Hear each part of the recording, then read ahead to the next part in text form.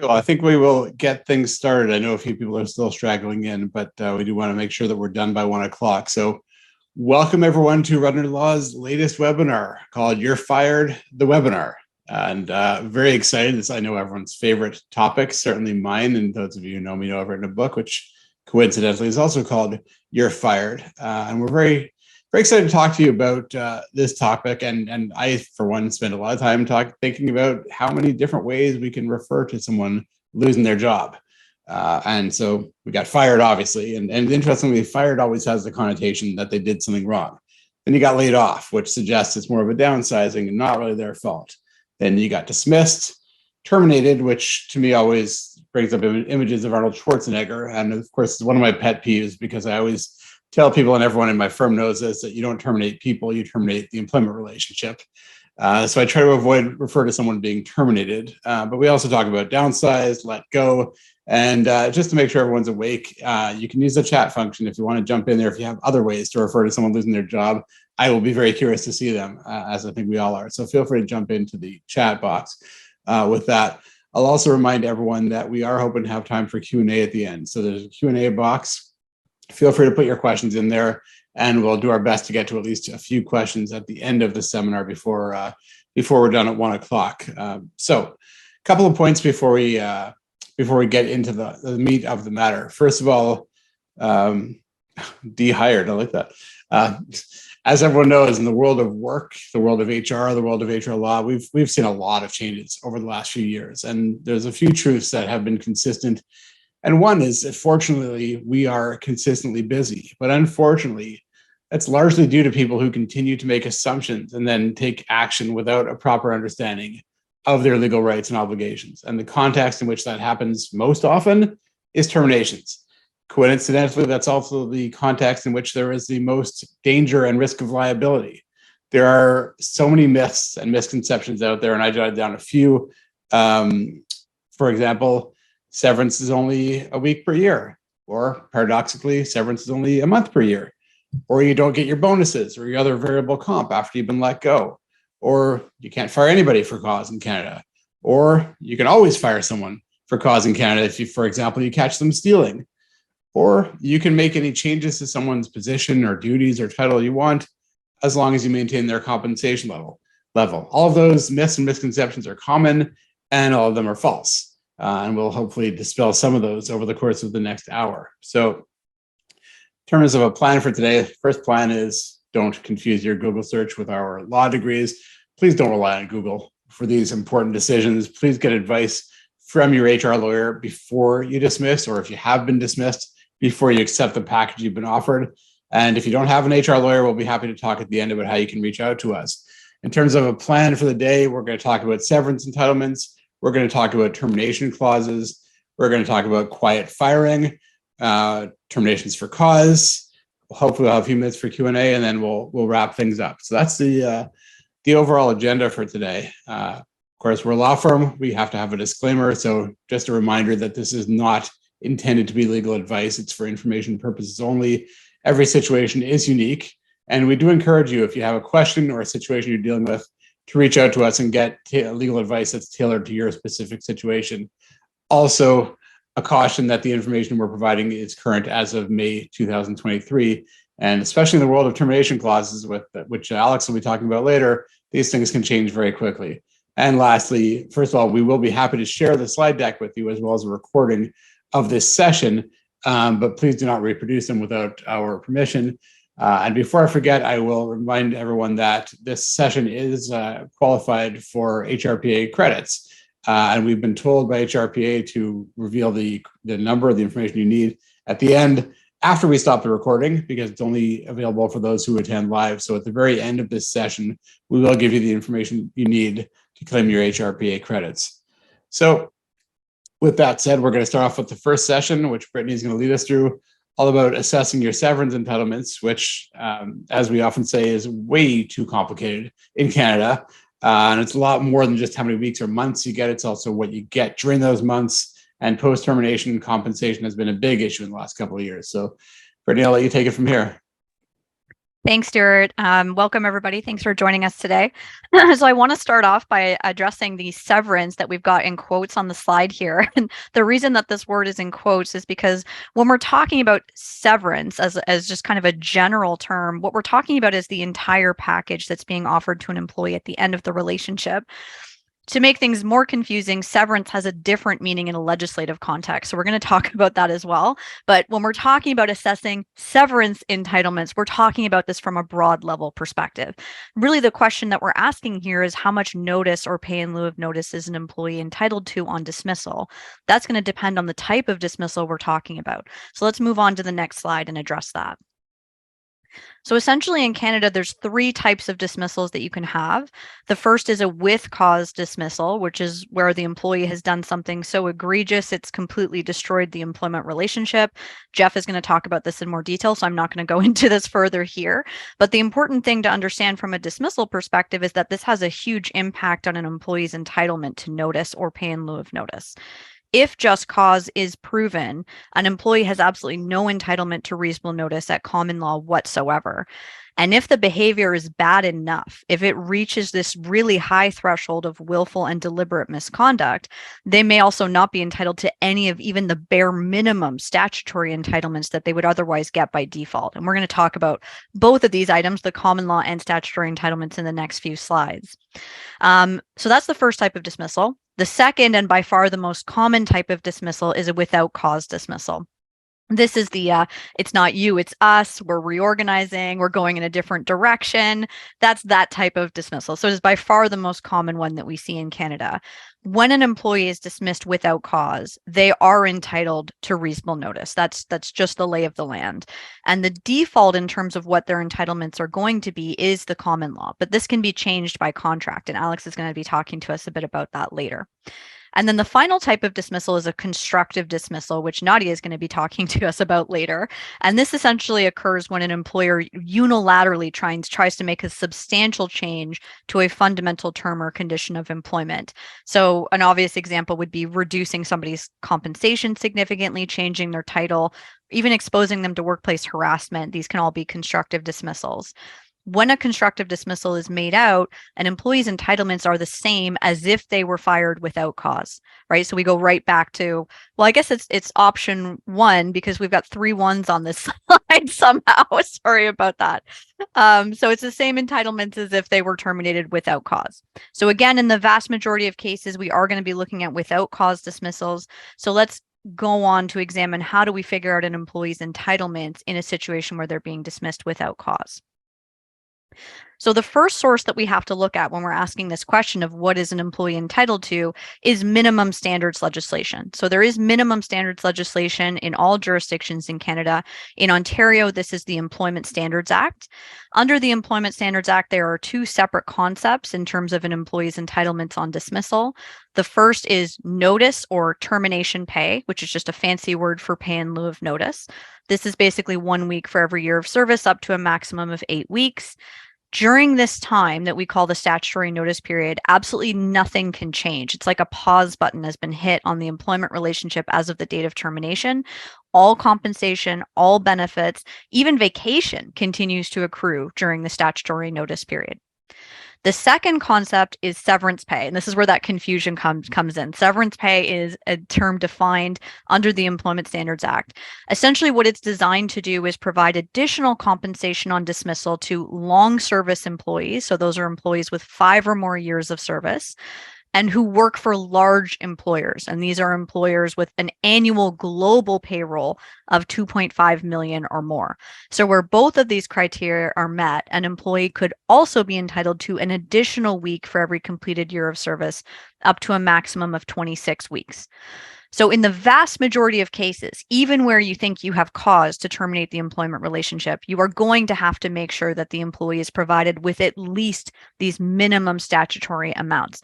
Again, unless we're hitting that really high threshold of willful and deliberate misconduct, an employee is going to be entitled to these minimum amounts. I keep saying the word minimum. That's to emphasize that this is our starting point. This is not where we're stopping in the analysis. This is just the first step on the journey. So let's keep going. The next source that we're going to look at in terms of determining an employee's entitlements on dismissal is the common law. The common law is judge-made law. So it's law made as a result of decisions of judges in this particular subject area, being wrongful dismissal. By default, unless a contract says otherwise, and Alex is going to talk about that in a minute, an employee who is dismissed without cause is going to be entitled to reasonable notice at common law. This is essentially a rough estimate by a court of how long it's going to take an employee to get to their next job, right? Now, as Stuart said, contrary to popular belief, this is not something that's formulaic. It's not a month per year or a week per year. Basically, what a judge is going to try to do is they're going to try to look at all factors that are relevant or that could have an impact on an employee's ability to find that next job. And that's how they're going to figure out the notice period. So they can look at absolutely anything, but there's always going to be 4 factors they consider, including age, length of service, the type of position or nature of position, and just generally the availability of similar employment. Okay, so judges look at all those factors in trying to come up with this estimate. We do have an unofficial cap of 24 months. That's kind of the maximum in terms of what an employee can receive at common law. We do have some decisions that have awarded more than 24 months, but our courts have been very clear that that should only be happening in the most exceptional of circumstances. Final thing I want to note about the common law notice period is that it includes those statutory minimum amounts that we were talking about on the last slide. So it's not, I get my termination pay and my common law, it's all included within the common law notice period. Now, as I mentioned before, with the statutory notice period, the common law notice period functions very similarly in that all of an employee's compensation and benefits by default are to continue or be accounted for during the notice period. So think about what would the employee have received if they were given working notice and they kept working for that whole period.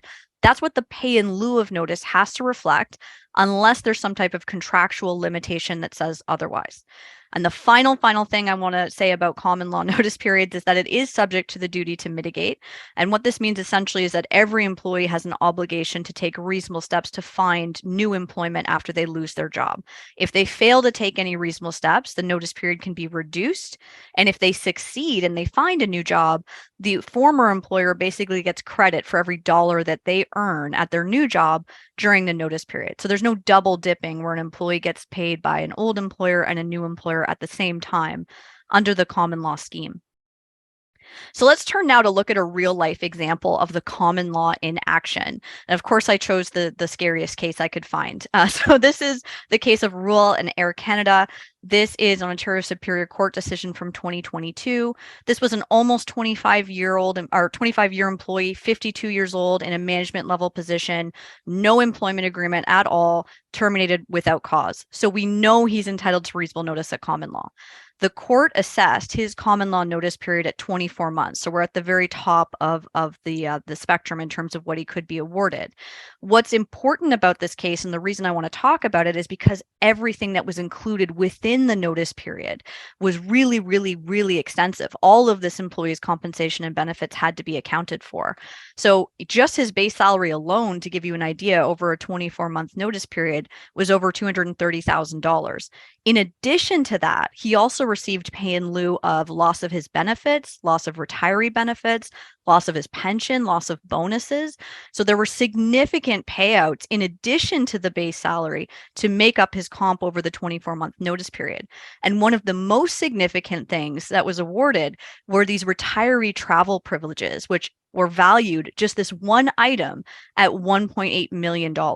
Now, in this case, the employee wasn't paid $1.8 million in lieu of these benefits. The court actually ordered the company to provide him with these benefits.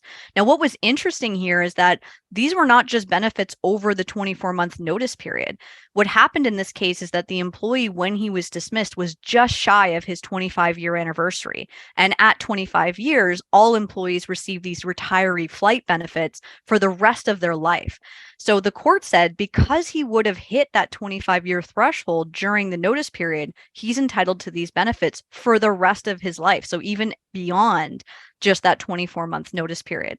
So huge decision, which shows how significant the liability can be from a common law perspective when dismissing an employee, especially a long service employee like this. So if we can just move to the last slide that I have here. Obviously, from that case and from everything that we've talked about so far, we can see that if we compare the maximum minimum standards entitlements, like from the Employment Standards Act, against the maximum potential entitlements that an employee could have at common law, there is a huge difference in terms of potential liability for an employer. In addition, the common law creates uncertainty for employers and employees. The only person who can conclusively determine what the common law notice period is going to be for an employee is a judge. So that leaves a lot of room for dispute at the end of the employment relationship if you're just basing an employee's entitlements on common law. You're leaving it to the default. So clearly it's in an employer's interests to get rid of the common law entitlements if at all possible. So how do we do that? How do we limit an employee's entitlements on termination and opt out of this default assumption of the common law ruling? Alex is going to talk to us about this a little bit more. I think Stuart has some introductory remarks before we move on. Great. Thanks, Brittany. I had to laugh on your last slide because only a lawyer can talk about the maximum minimum entitlements with a straight face. So thanks for covering a whole lot in 10 minutes. And yeah, Alex is going to talk about probably one of the most important subjects when we talk about terminations. And I've been practicing law, as I've been reminded many times recently, for almost 25 years. And over that time, I've been consistently advising employers to use contracts and specifically use termination clauses. And over that time, we have seen countless challenges to termination clauses, including one very dramatic change in the law that many of you guys will know about in the Waxdale case in the fall of 2020. And the reality is the majority of termination clauses that we see are not enforceable, which can come as quite a shock. So Alex is going to explain why you want to have a termination clause, although Brittany's already done a pretty good job of it, but also how you can manage to have one that is actually enforceable. Thanks, Stuart. So as Brittany mentioned, by default, an employee that's dismissed without cause will be entitled to reasonable notice based on common law. And this can be significantly more than their minimum statutory entitlements. Now, the exception to this is when there is a legally enforceable termination clause that's part of the employment contract. A termination clause can displace the entitlement to common law notice. And this means that rather than receiving common law notice, the employee will receive what the contract says they will receive. So you can see that there is an immense value for an employer to have proper employment contracts, which contain enforceable termination clauses. Now, the termination clause can provide for a fixed amount that the employee received, or can provide for a formula. So for example, a contract could say that an employee receives 1 month per year of service, or it could say that they receive the minimum ESA notice plus an additional 2 weeks, for example. But at the very least, a termination clause needs to provide that the employee will receive their minimum statutory entitlements. And if the termination clause can be reasonably interpreted to provide that the employee gets less than that, than their statutory minimums, the termination clause will be found to be unenforceable and the employee will receive their common law notice. Now, in some cases, termination clauses can be beneficial to both the employer and the employee. As Brittany mentioned, there's a lot of uncertainty associated with common law notice. We don't know what it's going to be ahead of time. So a lot of employment law litigation involves the two parties having very different ideas about what the common law notice should be. And the parties can spend lots of time and effort and expense on resolving that issue. On the other hand, a termination clause can bring certainty and finality to the employee's entitlements. It can provide for a formula that can make it really easy for both parties to know exactly what the employee is entitled to. So that can be advantageous to both parties. Another advantage for the employee is that in most cases, there is no reduction in their entitlements under the contract due to mitigation. So if a contract provides for a formula of what the employee has to receive upon termination and the contract is silent on the issue of mitigation, then the employee will receive exactly what the contract says, regardless of one, whether or not they find a new job in the meantime, or two, regardless about what their mitigation efforts are. So that can be another reason why, in some cases, a termination clause can be advantageous to the employee as well. But in many cases, the termination clause will result in an employee receiving significantly less than what they would have received under common law. And for that reason, it's often the job of the employee's lawyer to attack the enforceability of the termination clause. They argue that it's unenforceable and that the employee should receive their common law entitlements instead. The primary way for an employee to attack the enforceability of a termination clause is due to the fact that the statutory entitlements must always be the minimum the employee receives. So if the employee would receive less under the contract than under their ESA minimums, it's going to be unenforceable. If there's ambiguity, if there are two ways that a contract can be interpreted, that ambiguity will be resolved in favor of the employee. And resolving it in favor of the employee usually means finding that it's unenforceable. So paradoxically, the court in favoring the employee will often favor the interpretation in which the employee receives less, if that means that it brings their entitlements to under the ESA minimums and causes the contract to be unenforceable. Now, the court won't create ambiguity out of thin air. There must be two reasonable interpretations, but if there are two reasonable interpretations, there'll be ambiguity, and the one that favors the employee will be favored. Another way to attack the enforceability is based on the laws of contracts. So every contract requires consideration. It requires both parties to receive something. So if the employee didn't receive anything in exchange for the contract, that contract is going to be unenforceable. The courts have said continued employment on it in itself is not sufficient consideration. So you can't just simply have the contract signed after the employee started if the employee doesn't receive anything else. And you can't use a contract you would use for a new employee for somebody who is already employed. Now, the law on this is mostly judge-made law, as Brittany mentioned, so it's constantly evolving. No two cases are completely identical, so with every new case, we have a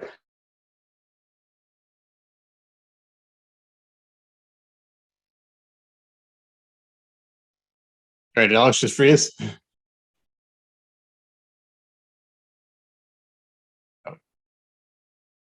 All right, we may need to skip over to Nadia, and then hopefully Alex can reconnect. Why don't we do that? I'm going to ask Nadia to your section. Is that good? Sure, that sounds good, Stuart. Okay, I'm going to advance us to Nadia's section. All right, well, thank you, Alex, for those wonderful comments. Hopefully we'll come back to that. But in the meantime, Nadia is going to talk, as we said at the beginning, about constructive dismissal. We heard a lot about quiet quitting during the pandemic or after the pandemic. We also started to hear about quiet firing. And as Nadia is going to talk about, the idea that you can somehow save yourself severance costs by making someone unhappy so they quit is never a good plan. And we've seen many cases where companies have been punished for doing that. And also there's lots of misunderstanding about what is and what is not a constructive dismissal and what you can and can't change. So Nadia, I'll turn it over to you to hopefully shed some light on that. Thanks, Stuart. Hi, everyone. So as Brittany mentioned, a constructive dismissal occurs when there's a unilateral and substantial change to a fundamental term or condition of employment. So on the next slide, you'll see that the term constructive dismissal is defined, and there are also some examples of what that includes. And this is certainly not, all the things that can constitute constructive dismissal. It's not limited to things like reduced hours of work or reduced compensation, as well as changes to an employee's schedule, duties, or work location. But a constructive dismissal can occur even if an employee's compensation does not decrease, and it can be caused by a failure to provide a healthy and safe work environment, including a failure to address harassment or bullying. Put simply, an employee could allege that they have been constructively dismissed due to a toxic work environment. And as Brittany mentioned, the result is the same as an outright dismissal. So the employee will be entitled to damages as if they had been dismissed outright. Employers may also be exposed to additional liability if they were found to have engaged in bad faith conduct. Now, you may be wondering, what about layoffs? Can a temporary layoff constitute a constructive dismissal? The answer is, it depends. And look, we really cannot do a webinar without saying it depends, because that is a lawyer's favorite phrase. And I'm probably going to say it again later too. A temporary layoff is essentially a reduction of an employee's hours of work and possibly to zero, which then leads to reduced pay. The fundamental basis of an employment agreement is that the employee will work and the employer will pay them. It's hard to say that it's not a substantial change when an employer says that for a period of time, the employee will not be allowed to work and will not be paid. However, a temporary layoff will not always constitute a substantial change, and it will not always be unilateral either. There are ways an employer can proceed with a temporary layoff without it constituting a constructive dismissal, such as by obtaining the employee's consent through an employment agreement in the first place. Now, before I talk about toxic work environment in more detail, Stuart and Alex, do you want to cover the rest of Alex's presentation? Actually, it might make sense. Do you want to finish? Why don't you finish up your section, and then we'll go back to Alex when you're done. Sure. Yeah. Okay. So Thanks. on the next slide, I'll talk a bit more about toxic work environment. So in light of the pandemic, we have had many employees as well as employers reach out to us with allegations of toxic work environment, harassment, and bullying, even in situations where employees were working remotely. Under the occupational health and safety legislation, employers in Ontario are obligated to provide a safe workplace to their workers. Different provinces across Canada have similar requirements. Now, it's also important to note what is not workplace harassment before we kind of talk about what constitutes harassment. It doesn't include a reasonable action taken by an employer or supervisor relating to the management and direction of workers or the workplace. The way it's defined is engaging in a course of vexatious comment or conduct against a worker in a workplace that is known or ought reasonably to be known to be unwelcome. And it includes workplace sexual harassment as well. But this can be a fine line. How you deliver negative or constructive feedback, for example, to an employee can make the difference between legitimate management action and harassment. You could tell an employee your performance on this project did not meet expectations in the following areas, which would be more neutral. But that's very different than telling an employee, how could you screw this up so badly? You're such an idiot, or something along those lines. You don't want to say that type of thing. And even providing unfair, unwarranted feedback can be problematic, such as blaming an employee for ruining an entire project when multiple others contributed to issues. And the creation of a poisoned work environment is a form of harassment. It can be created in situations where everything appears to be fine to most of the workers. So there could be an environment where it's not unusual for employees to tell each other jokes or email jokes to each other. But sometimes these jokes are at the expense of other minority or less privileged groups. So while many employees might consider these jokes to be funny, harmless, others might find them to be offensive. And if these employees who find the jokes to be offensive are continuously subjected to them, it may ultimately lead to the creation of a toxic work environment. And this can be the case even if they're laughing it off, because they might feel pressure to laugh it off because everyone else is doing so. It's important to understand that you don't need intent to harass someone or contribute to a toxic workplace. And finally, employers have a duty to investigate when they're aware or ought to be aware of workplace harassment, bullying, workplace violence, and/or a toxic work environment. On the next slide, I will discuss forcing employees to return to the office and whether that constitutes constructive dismissal. And again, the answer is it depends. So generally speaking, employees cannot refuse to return to the office unless they have an existing right to work remotely. They're refusing unsafe work. They have a legitimate need for accommodation based on a protected ground under human rights legislation, such as disability, or if they're on a leave of absence. What does this mean in practice? Well, Let's say you're an employer, you've allowed your employees to work from home during the pandemic. Suppose there was no communication regarding expectations to return to in-person work in the future. The risk is that the right to work from home may become entrenched at some point.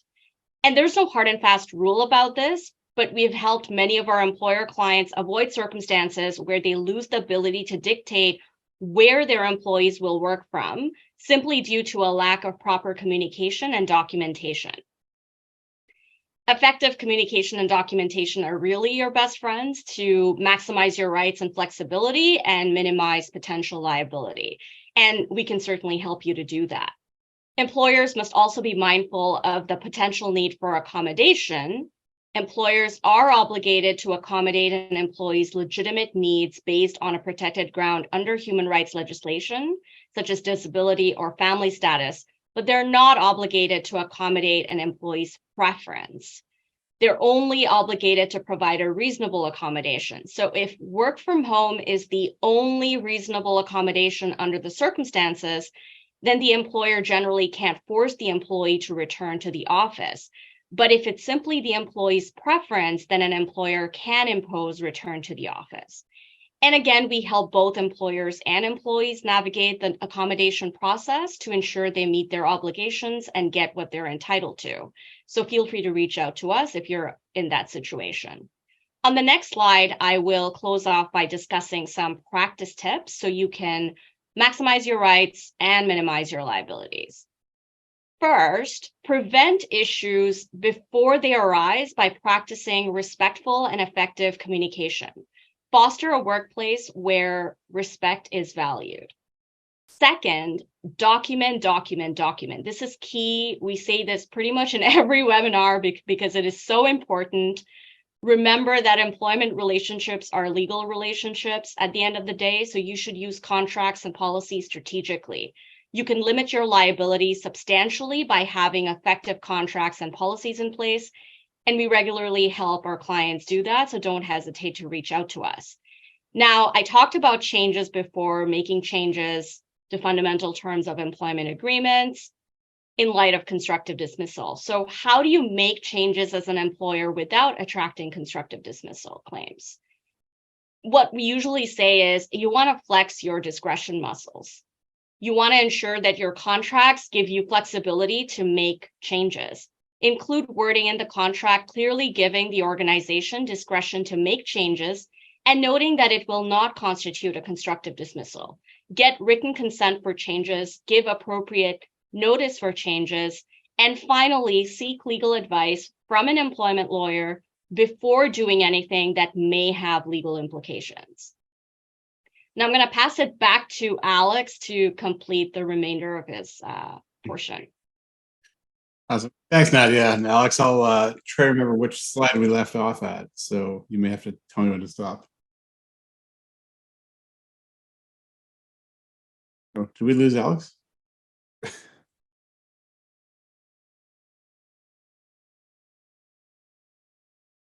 I don't see. I think we lost off again. All right. We're destined not to talk about the attack on termination clauses. So we'll have to come back to that later. Jeff, what do you think about talking about just cause for dismissal? I think I'm as enthusiastic as my my Bitmoji right there, Stuart. Excellent. Well, at least you're not just dropping off completely when I suggest that you start talking. So this by way of a really quick introduction, this is obviously a topic that is near and dear to my heart because I've written a book on it and coincidentally called You're Fired, as I said. It's 2 volumes. The second volume is all case summaries, and I owe a tremendous debt of gratitude to Jeff, who has been doing the case summaries for the last couple of years. And of course, the book is 2 volumes. Each volume is about yay thick. Jeff, you've got about 10 minutes to explain it fully and completely. Okay, I'm going to try to do it in 6. And just to be clear, I am substantially more enthusiastic to discuss this than my Bitmoji conveys. I didn't realize how kind of half-lidded he was looking today, so I am quite enthusiastic to discuss. So let's talk about dismissal for cause. And the first question is, what is dismissal for cause? This is rightfully described as being the capital punishment of the employment relationship. The courts treat it as seriously as, obviously, something as serious as capital punishment, and it represents a fundamental hard end to the employment relationship and a fundamental hard end to the employer's obligations to the employee pursuant to the employment relationship. This is going to occur where the employee, through their conduct, has fundamentally breached the employment contract with the employer. And what kind of conduct are we talking about in that circumstance? This is going to fall under two broad categories. It's going to be conduct that's inconsistent with the employee's obligations to the employer. This is typically going to be obligations at common law, stuff like loyalty to the employer or maintaining confidentiality over information and so forth, or conduct that's damaging to the employer's business. And this can be conduct that negatively impacts the employer's operations, its reputation, or even causes impact to the employer's customers by virtue of being associated with the employer, by extension, by virtue of the employer being associated with the employee. As Brittany mentioned, what this means in practical terms is that the employee has no entitlement to reasonable notice at common law.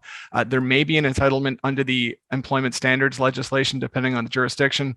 In Ontario, as Brittany went through in detail, there is a distinction between the dismissal for cause and dismissal for willful misconduct. The standards are substantially different. I don't want to get into the weeds, so I won't go into a detail today. Suffice to say, they are different. So what kind of conduct are we talking about here? We go through this briefly on the next slide. If you would, Stuart, thank you.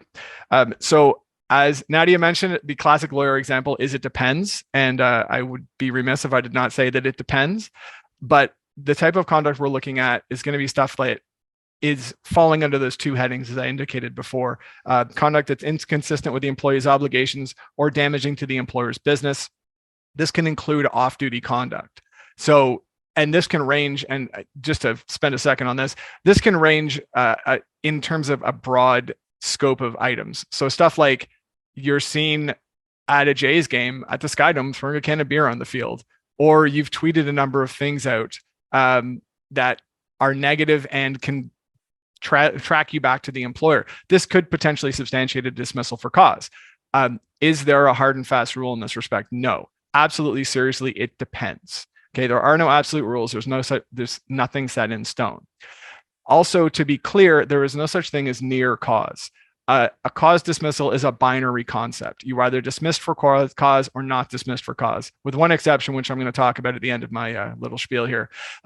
The employer cannot dismiss an employee without cause. And then when the employee seeks reasonable notice after the fact or challenges their dismissal after the fact, the employer cannot subsequently state, well, we almost had cause and that's going to come into play here. This can, in fact, be used as a defense to certain allegations by the employee in the subsequent litigation. But again, that's getting into the weeds. But suffice to say, you cannot dismiss and cite near cause. It doesn't mean anything. So how do we determine if a dismissal for cause is plausible? What we do is apply the contextual analysis, which is set out on the next slide. So as with calculating reasonable notice, an assessment of an employer's entitlement to dismiss an employee for cause is going to require a nuanced and comprehensive assessment, not only of the misconduct that the employee is alleged of having carried out. And to be clear, an employer should have clear understanding of the alleged misconduct. It should not be based on rumors, nuance, anything like that. The employer potentially is going to have to be put to the position of having to prove this conduct took place. But the conduct on its own is not going to be sufficient to dismiss the employee. You're going to have to take a look at all the surrounding factors related to that employee themselves, such as their length of service, their disciplinary history, and when looking at disciplinary history, whether or not this disciplinary history relates to the actual act of misconduct. So if you have an employee who's been written up 3 or 4 times for being late to work, and then they subsequently, I don't know, steal something, you're going to look at the disciplinary history, but it's going to be a contextual analysis in terms of, does it relate back to it? Maybe being late and stealing something are connected, maybe they're not. It may or may not be relative to, or may or may not be important to the employee situation. We're also going to look at the nature of the position and, crucially, the employee's response, which I'm going to talk about further in a second. Just keep in mind that the same set of factors can yield different results, so that what's going to constitute cause to dismiss a 6-month employee with a string of disciplinary issues is not going to be the same as what's going to constitute cause to dismiss a 20-year employee with a blemishless record and a series of performance reviews, of glowing performance reviews and raises and bonuses. The employee response can be a critical factor. When confronted with a misconduct, how does the employee respond? Do they try to downplay the situation or indicate that they didn't do anything, even though they're faced with the clear evidence of the fact that they did? Or does the employee immediately own up to what they did, acknowledge what they did was wrong, and seek to diminish the impact on the employer? The ultimate question is, can the employee be trusted going forward? And does the employer have the reasonable belief that the employee can be rehabilitated? The ultimate question we want to ask is, has the employment relationship been irreparably damaged? To be clear, and above all else, this is not a thing to be undertaken lightly. The next slide, which Stuart has gone to, thank you, shows why. There are risks of dismissing an employee for cause. If an employer dismisses an employee for cause and they cannot subsequently substantiate it, it can create a problem. And there are a number of potential outcomes. The first is obviously, if the employer can't show that they dismiss somebody for cause and can substantiate this cause, they're going to have to pay the employee's entitlement to reasonable notice. The potential also exists for a number of other outcomes depending on the employer's conduct leading up to and at the time of dismissal, even potentially after the dismissal. If the employer asserted a cause dismissal in bad faith towards the employee, it may potentially result in an award of damages against the employer. A for-cause dismissal on your record is going to make it incredibly difficult to find another job. The court's going to take this into account and maybe make an award of damages against the employer in favor of the employee as a result. Recent case law in Ontario says that in a cause dismissal, the court may set aside an otherwise valid employment agreement, so that an employer dismisses an employee for cause, can't substantiate the cause, and may try to say, well, look, we had an employment agreement that limits you to your ESA entitlements. I honestly don't know why you dismiss for cause if you have an ESA clause, but that's just how it is. The employer may not be able to revert back to this and only play the statutory minimums. Instead, as Alex indicated, the contract will be set aside and it will be as though there's no employment agreement or no termination clause in place otherwise. A further potential outcome could be a higher cost award. At the end of a litigation, the winning party is typically awarded their costs on a partial indemnity basis. The court retains discretion to award a higher award of costs. This can be up to 90% or 100% of the employee's costs. The court will do this where it determines that the losing party did something that merited further punishment beyond an award of damages or award of reasonable notice. The other thing to think of before you dismiss somebody is the potential for reputational impact, i.e., do you want to wind up as a precedent? Do you want to wind up in Stuart's book? Do you want me to have to write a case summary about the attempted dismissal? Nobody wants to be a precedent. Nobody wants to be referenced over and over again. Ultimately, the thing to keep in mind as well is that it's not necessarily fatal if you assert cause and you can't substantiate it. The court will take a look at why you chose to dismiss for cause and will distinguish between an honest but mistaken assertion and bad faith. So if the employee, it looked like there was cause and it took a court assessing it to determine that there was or was not cause, that's going to be different from an employer who dismisses an employee for cause and goes completely scorched earth to try to ruin this person's career. I hear everybody saying, well, maybe you're asking this question, but I hear you saying, well, all you've talked about to this point is stuff that's happened before dismissal. What happens if we dismiss somebody and after we fire them, we find that they were doing all kinds of nefarious stuff and we would have fired them for it? Is there anything we can do? As it happens, there is, potentially. As indicated, just cause is not only a binary concept, it must also be asserted at the time of dismissal. However, there is an exception. Where the employee's misconduct did not come to light until after dismissal. An example of this is you fire an employee, you didn't have access to their cell phone during their employment, you get a chance to review it, and you notice that they've been sending all kinds of abusive and harassing text messages to their colleagues and clients. If you'd known about this at the time of, or prior to dismissal, you could have asserted cause based on this action. After acquired cause is the answer to this question. This is typically going to act as a defense to a claim for reasonable notice by the employee, and it's effectively going to be the employer asserting that they would have had cause but for the employee's conduct during their employment, preventing them from having an understanding of this. To be clear, this is not misconduct that the employer let slide during the employee's employment and chose to have a problem with after the employee was dismissed, except in very limited circumstances. It's got to be something that did not come to light until after the employee was dismissed, and which would have substantiated a cause dismissal had it come to light during the employee's employment. So that's a whirlwind tour through cause. I will hand this back to Stuart to explain the rest of his 2 volumes of his book. Thanks, Jeff. That was great. You did cover a lot. And I'm going to throw in a really quick plug for our TikTok account, which is fairly new and I'm having a lot of fun with. But just last week, we posted on a very current real issue on off-duty conduct, where the situation, in really briefly, is a teaching assistant who, as she said, had to supplement her very meager income by having an OnlyFans page. And this came to light, and now the school board is starting to fire her unless she takes it down. So we posted and asked people what they thought about whether it's just cause or not. And shockingly, the answers were mixed. And so I'm actually going to post a response to that probably today or tomorrow with my thoughts. But what it's going to come down to is what everyone has already said. It depends. But you can see how in that situation, the conduct has nothing to do with their job, but it impacts. It impacts her job. It impacts potentially the reputation of her employer. It impacts her ability to do her job. If parents refuse to allow kids to be in her class, et cetera. So it's a perfect example of off-duty conduct that could result in discipline or potentially dismissal. So, Alex, hopefully your internet connection is going to stay up for a few minutes. So I'm going to try to get back to where you left off so we can close out the discussion on termination clauses. You may want to remind, I think you were here when we stopped. Is that right? Yeah, that's right. So sorry about suddenly leaving everyone, and thanks to Jeff and Nadia for stepping up there.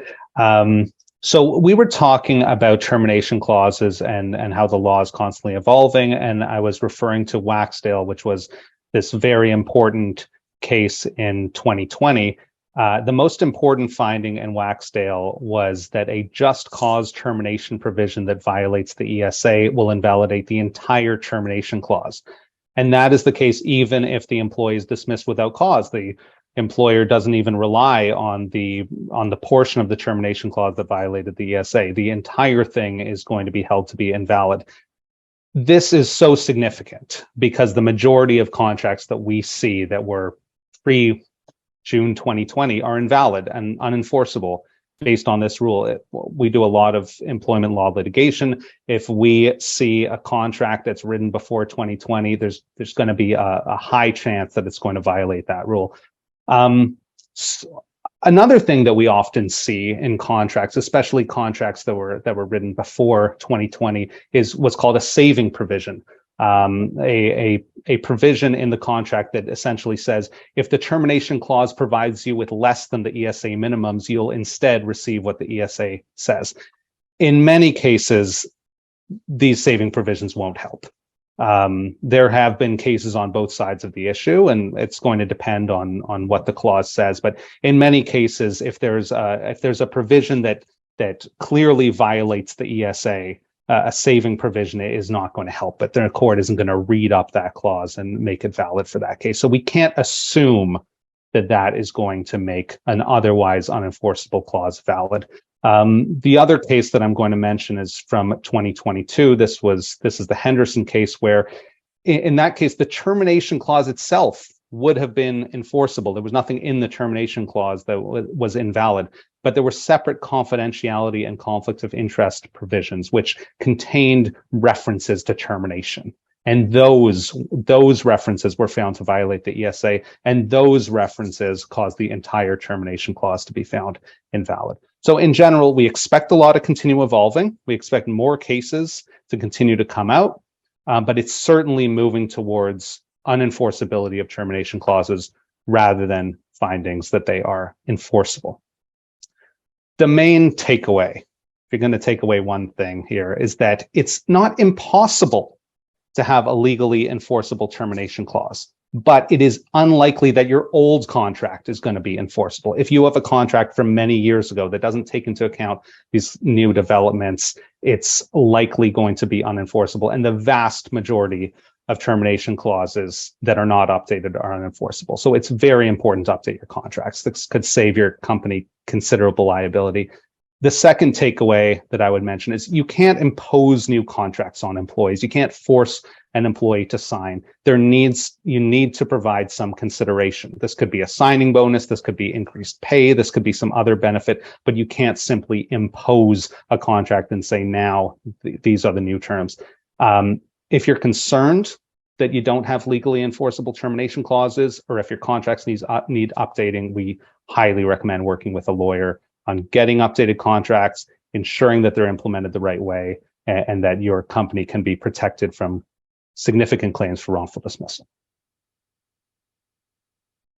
Awesome. Thanks, Alex. And just to add one thing to your very last point, we highly recommend working with an employment lawyer to do that because we see too many commercial or corporate lawyers and others try to and assume that a contract's a contract. So this is really important. And as Brittany's talked about, Alex has talked about, it can cost you substantial amounts of money if you have a termination clause that's not enforceable. All right. Thanks again for that, Alex. So I'm going to fast forward to the end of our presentation.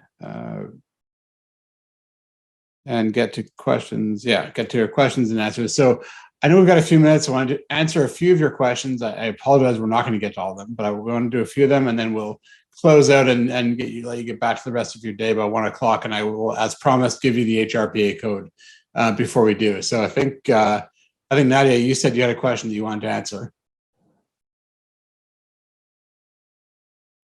Yeah, I did. So there was a question that came in, which is, as an employer, if you are to change a major condition of employment for an employee, like work location, is it best practice to provide them a notice like ESA minimum notice used in termination?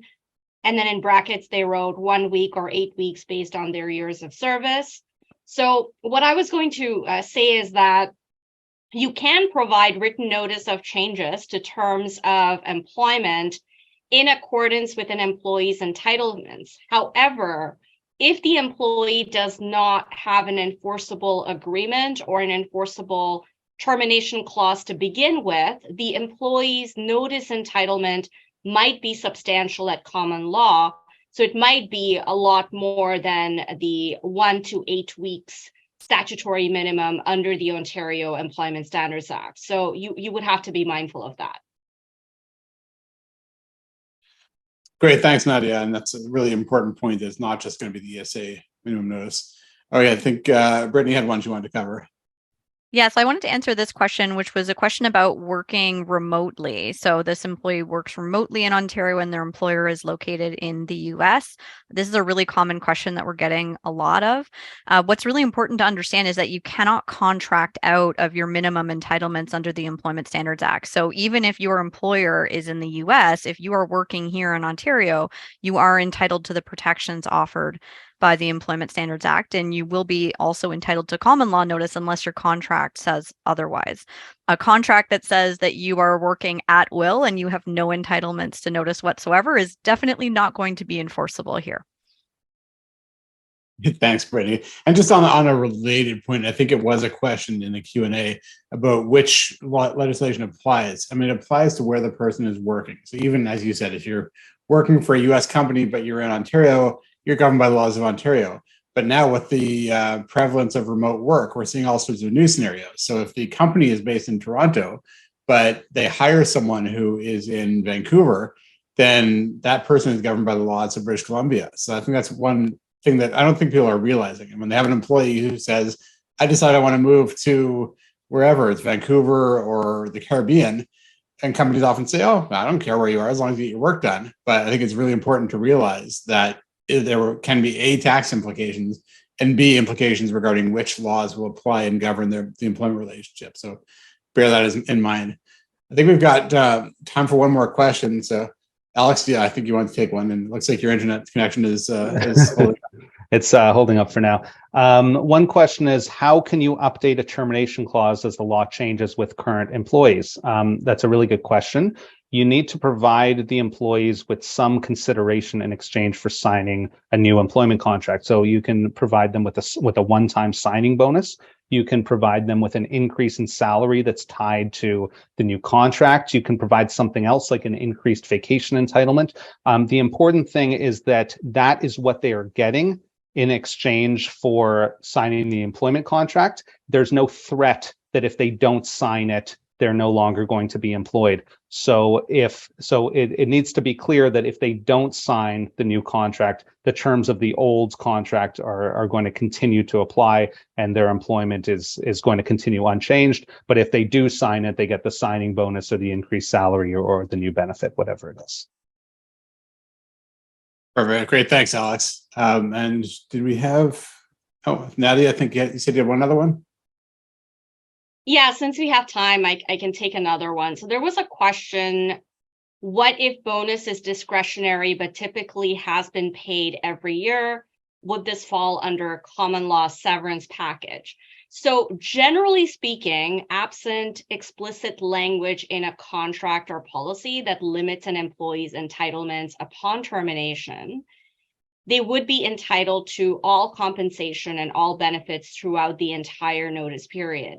So if an employer simply labels bonuses as being discretionary, but the employee has typically been paid a bonus each year, that wouldn't really be sufficient to limit your entitlements throughout the notice period. However, there might be additional language in the contract or the bonus plan. So we would strongly recommend reaching out to an employment lawyer to review the documents, and then you will get the advice that can help you make an informed decision.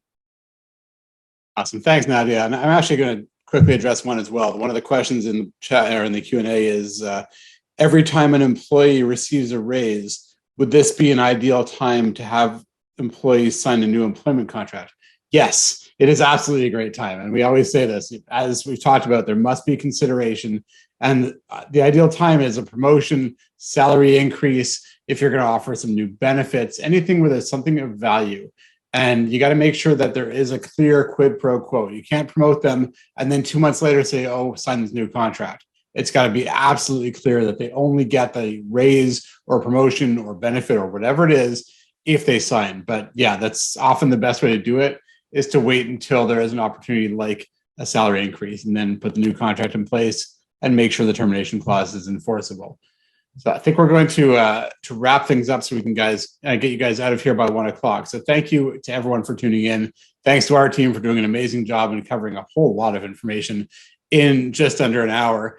And just a reminder, I know it sounds self-serving, but there are so many ways that you can get things wrong and cost a company money, or if you're an individual, leave money on the table if you don't get proper advice. So please, if you don't have an employment lawyer you're working with, then feel free to reach out. There's lots of information on how to reach out to us on this slide. And I should mention, we've all got these really cool QR codes behind us, which will take you to our fancy new digital business cards. So you can also click on those and then and find us that way. But feel free to reach out. There's lots of things, lots of free information that we offer. It's all listed on this slide, including we have 2 blogs that we run. We have our LinkedIn, Facebook, Instagram, and TikTok, as I mentioned. You can sign up for our newsletter, which I would definitely encourage you to do. But as we always say, none of that replaces customized legal advice for your specific situation. If you think you might need an employment lawyer, you probably do. So feel free to reach out to us. And specifically, and I'll repeat the offer I've made many times, although it's even more relevant these days. If you have a contract that you use currently, send it to us. I will be very happy to take a quick look and let you know if the contract, and specifically the termination clause, is offside, or if we recommend that it be updated. So feel free to take us up on that. And I think that's all I wanted to say, other than giving everyone the HRPA code. So I am going to stop recording and then reveal that. And then just to answer one more question I've seen, yes, the recording will be available. Yes, we'll be happy to share the slide deck, in both cases minus the HRPA codes. But please, if you want to get them, then just send us an email. We'll be happy to share those with you.